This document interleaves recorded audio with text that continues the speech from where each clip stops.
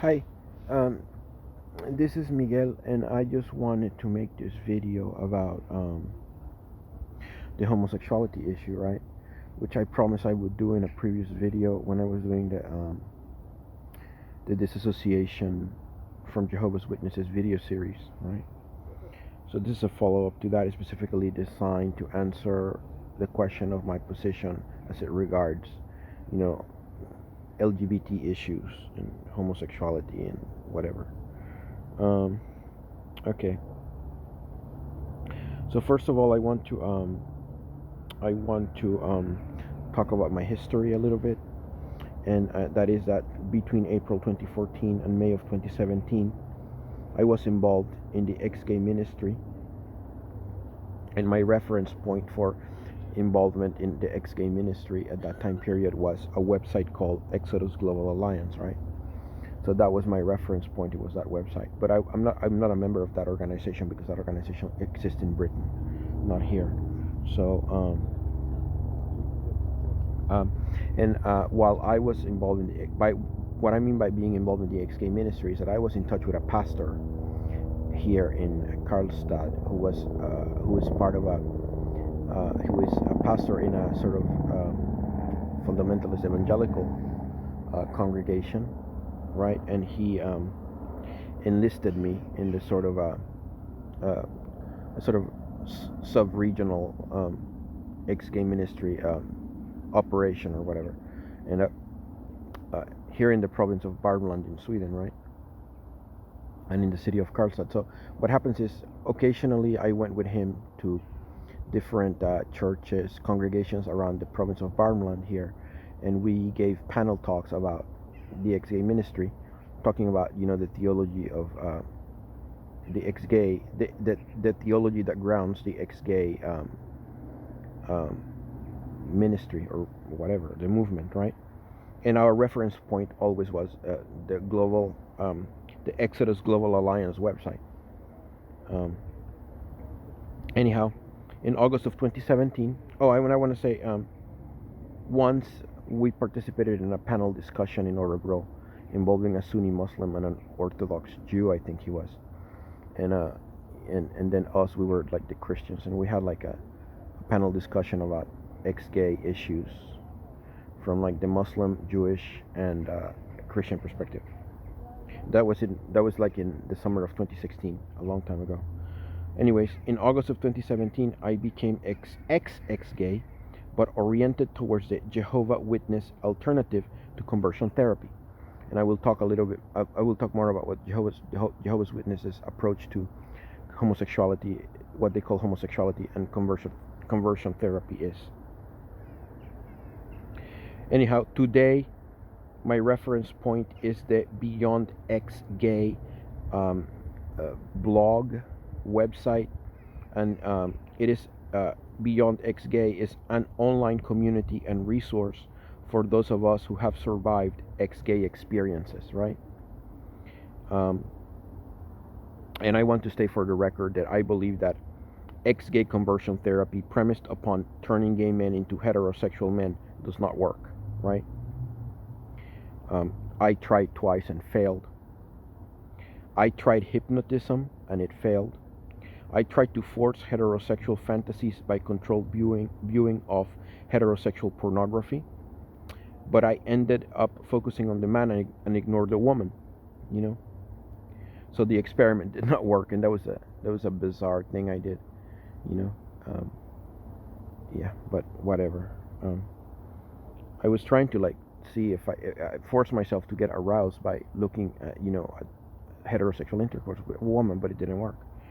I mean, another thing I did is for a long time I pretended to be asexual.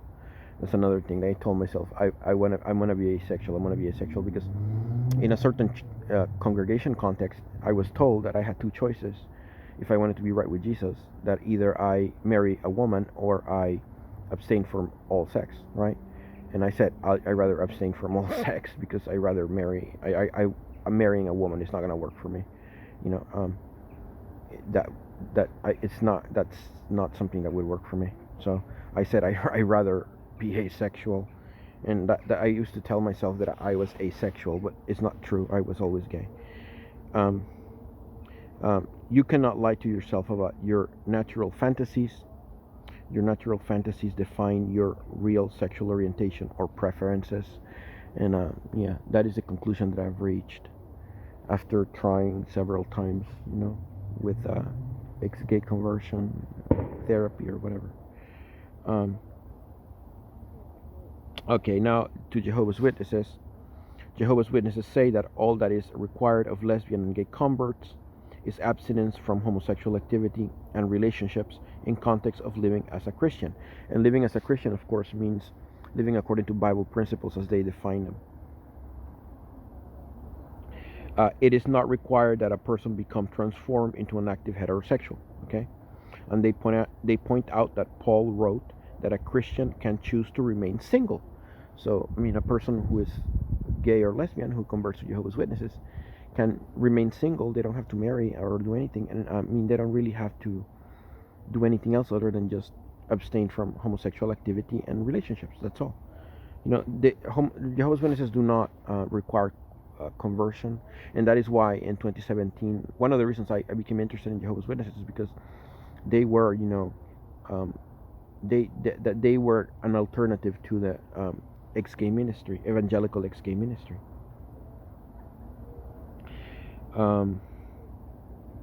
According to Jehovah's Witnesses, the biology of homosexuality is not the issue. The issue is biblical prohibition of homosexuality, right? So, Jehovah's Witnesses are critical of the evangelical ex-gay movement because they say that the ex-gay conversion therapy industry follows the Nicene theology of apostate Christendom. Therefore, it is part of false religion.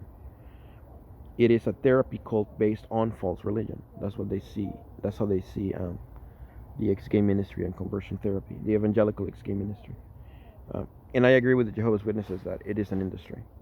Ex-gay conversion is an industry. I mean, you have to pay thousands and thousands of dollars for some of these therapies or whatever. So there's like a trying to make money off people aspect to the ex-gay conversion. And Jehovah's Witnesses point out that Metropolitan Community Church, which is the main exponent of the gay Christian movement, is wrong. You cannot be actively homosexual and Christian at the same time. You must choose one or the other. That's a position, and I share that position. I share that position because I am critical of the gay Christian movement too, but for opposite reasons. I think that to be consistently gay, you have to get rid of Christianity. So, I don't think the gay Christian movement would work for me. But that's a different approach. I guess it's a mirror image of the ex-gay ministry, right? Anyhow,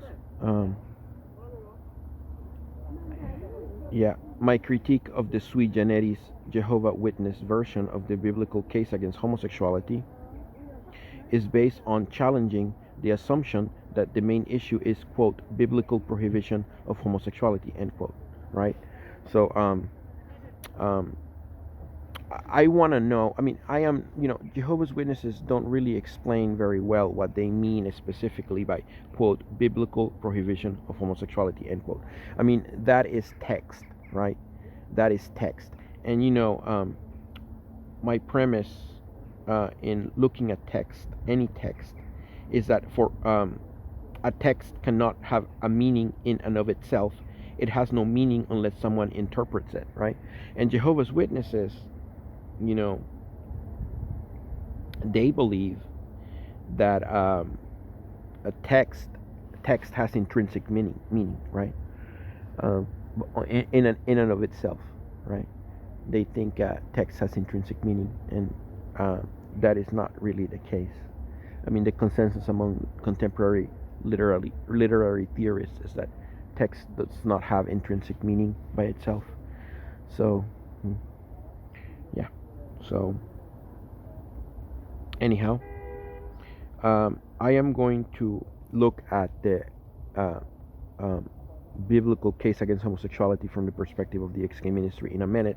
But first, I need to define my method. And my method is exegesis, and it's a term from the Greek meaning to lead out. And it is a critical explanation or interpretation of a text. Traditionally, the term was used primarily for work with religious texts, especially the Bible. The phrase biblical exegesis is now used to distinguish studies of the Bible from other critical textual explanations. Okay? And my technique, I already mentioned it. According to contemporary literary theory, a text cannot have a meaning in and of itself. It has no meaning unless someone interprets it, which they do in relation to what they know about the text in question and in relation to its cultural and historical context, right? So, although there are versions of literary theory that say you can take the text, you know, you can take the text out of its historical and cultural context too, and in that case, you see the text as an aesthetic object, right? But Jehovah's Witnesses don't see the Bible as an aesthetic object. They see it as a religious, as a divine, a divine object or whatever, object of divinity or whatever. So I don't know if looking at the Bible from as an aesthetic object out of context from its historical and cultural, milieu. I don't think that's the way that Jehovah's Witnesses. I think that's a way that matches what Jehovah's Witnesses are trying to do. So I'm gonna avoid that, and I'm just gonna go the other way. But yeah. Okay, this is my criticism of Jehovah's Witnesses in terms of their relationship to the Bible. A problem with Jehovah's Witnesses is that they are a cult of text. Bibliolatry is the act of transforming the Bible into an idol. The Rutherfordite theology of Jehovah's Witnesses is premised upon a bibliolatric spiritualization of raw text. Text by itself does not have meaning. The Bible is ultimately no different than a comic book, because both are text, right? It's just words. What gives the text of the Bible ecclesiological meaning is performance, right? And this is the important thing here. It's not just that. It's not just a interpretation that gives meaning to a text. It is also performance.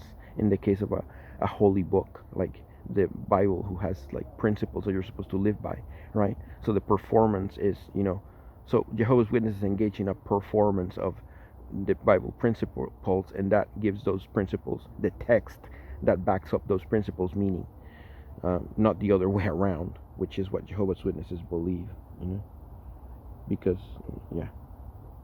So, right. Yeah. Okay, and my exegetical premise is that legitimate literal exegesis must involve a specific, precise, and direct definitions of terms where meaning can be clearly extrapolated. Okay, a specific, precise, and direct definitions of terms. Okay, so I'm going to now go through the biblical case against homosexuality in a critical way, looking at it from the perspective of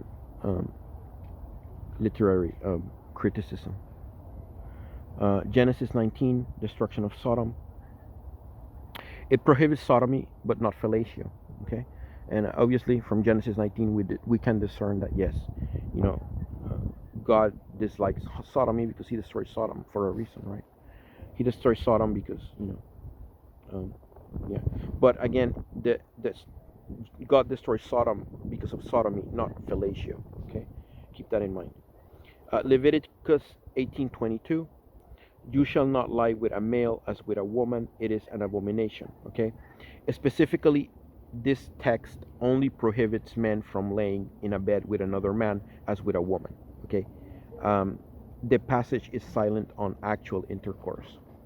So, yeah. Leviticus 20:13. If a man lies with a male as with a woman, both of them have committed an abomination. this text only prohibits two men from laying in bed with one another. The passage is silent on intercourse. So it doesn't mention sodomy, it doesn't mention fellatio, so it's silent on intercourse. It only prohibits laying in bed with another man. That's all it prohibits. Okay? Romans 1:26-27. In the same way, the men also abandoned natural relations with women and were inflamed with lust for one another. Men committed shameful acts with other men. And this text is a vague statement. I mean, natural and shameful are not specifically defined in this text. These terms could be interpreted differently by different people in different cultural or historical contexts. So, I mean, the definition of these terms, which are loaded, shameful and inflamed and natural, whatever, these terms are, not clearly defined or vague and subject to cultural and historical variables. So, how you interpret those terms is subjective. You would have with Jehovah's Witnesses, their subjectivity is prejudiced because they a priori dislike homosexuals. So 1 Corinthians 6:9-10, neither the sexually immoral, nor idolaters, nor adulterers, nor men who practice homosexuality, right? Again, here, immoral is a vague term that could mean different things to different people in variable cultural and historical contexts. So that makes the interpretation of that term subjective. Practice homosexuality, and this is an interesting thing. Okay, in 2021, practicing homosexuality does not mean individual people who have sex with other of the same gender. Okay, practicing homosexuality does not mean sex with a person of the same gender. Okay, practicing homosexuality rather means participation in a kind of group or a defined collective with some identifiable characteristics and specific identities. Not all people who practice homosexuality are included in the representation of homosexuals. Okay, and yeah, that's very important. That practicing homosexuality does not equal engaging in homosexual sodomy or whatever. It's not true. That correlation is not true. I mean, not, excuse me, I use the word true, not factual. Yeah. In practical terms, practicing homosexuality in the Sweden of 2021, only means participating in LGBT community activities like RFSL socials or RFSL parties, or participating in the Pride March, for example. Nothing else. 1 Timothy 1:8-10, for them that defile themselves with mankind, is a vague statement. Defile can mean anything. Mankind could also mean women, so it is not necessarily applicable to homosexuality or male homosexuality. Yeah, and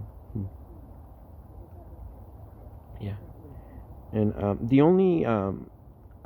only form of homosexuality that is prohibited by Jehovah or whatever is sodomy. Either to be an active sodomite or to be a passive recipient of sodomy. That is what is prohibited, not fellatio. Fellatio is not prohibited by the Bible.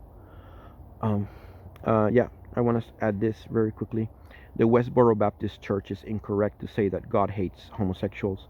He only hates sodomy. And sodomy includes both the passive and the active act. My position is that performing oral sex, fellatio, is not prohibited explicitly by the Bible. Sodomy, passive and active, and laying in bed as with a woman are prohibited, but not performing fellatio on a man who is standing in front of you. As long as he remains standing and not laying in bed, and no laying in bed is involved. So as long as the man is standing in front of you and you're not laying on a bed with him, you can perform oral sex on that man, and that's fine. Because the Bible doesn't prohibit fellatio, it only prohibits sodomy and laying in a bed with a man. According to the legitimate literalist textual analysis of the actual text. Um, um, Fellatio means, to define the term, and this is the definition from um, sexuality studies, the scientific study of human sexuality, which is a branch of medicine. Um, and fellatio is defined as a stimulation of the penis with the lips or tongue. It usually involves a sucking or licking motion, but may also include the use of the throat. Okay, so that's the definition of fellatio, and that activity is completely allowed by the Bible, because the Bible doesn't prohibit it. So if the Bible doesn't prohibit it, it is allowed, unless I don't want to participate in it, which is different. So it's a matter of conscience if you want to engage in fellatio or not. Whatever the governing body has to say about it is irrelevant. They don't have any basis for saying otherwise, because the text, which they profess to be the authority, is silent in the matter of fellatio. Yeah. So okay, so that is basically, if you're a Bethelite, and because I know there's like, it is an open secret that there is secret homosexual activity at Bethel. If you're a Bethelite and you are, if you want to, and you're a Bethelite and you want to be right with Jehovah and you don't want to feel guilty, all you have to do is very simple. Just do this. Number one, abstain from sodomy, both active and passive. Don't do sodomy. Never ever lay in bed with a man. Never ever. And if you feel that you want to perform fellatio, which is allowed by the Bible because it doesn't prohibit it, then all you have to do is make sure the guy is standing in front of you, and that's it. And you can engage in fellatio all you want at Bethel. That's fine. Just make sure they don't catch you, because if they catch you, then they'll apply the prejudice subjectivity against you. I mean, Jehovah's Witnesses are a priori opposed, like they hate homosexuals a priori. So their interpretation of the text is always biased by that a priori hatred of homosexuals. So yeah, or disdain for them or whatever, so yeah, so their interpretation is not legitimate. It's not legitimate literalism, because legitimate literalism would be unbiased, and that's what I try to do in my exegesis of the texts that we used in the Ex-gay ministry. So anyways, yeah, so this was my